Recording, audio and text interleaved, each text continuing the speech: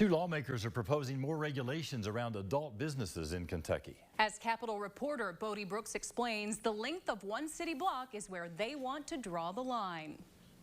Under the bill, any adult bookstores, strip clubs, or other establishments that host sexually explicit performances cannot operate within 933 feet, an average city block, from any schools, libraries, churches, parks, or other places where children might be present. They all think we already have this as a statewide standard, and we don't. A lot of other states do. Smithfield Senator Lindsey Tishner and Brandenburg Representative Nancy Tate filed mirror bills Tuesday to regulate adult businesses, something that has mostly been controlled by local level ordinances. Now they want a statewide framework to protect kids. Children should be given the opportunity to develop even without thinking about sex and sexual preferences. Drag shows would not necessarily be affected by the bill unless they're sexually explicit in nature. Then they'd be restricted to an adult establishment.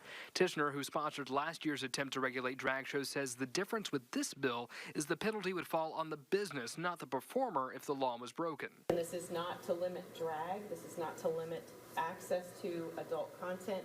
It is strictly to keep children away from sexually explicit content. Tishner and Tate are not aware of a business that would be immediately affected by the 933 feet restriction, but there is a grace period of 5 years for a business to relocate if the bill becomes law. And there are some safeguards if a compliant business suddenly has a new neighbor. If a business was existing and a child care facility moved into the area and made them non-compliant, they would not be in breach of these regulations. Counties have the freedom to put stronger regulations in their communities if they choose. This bill would just set a statewide standard for these businesses.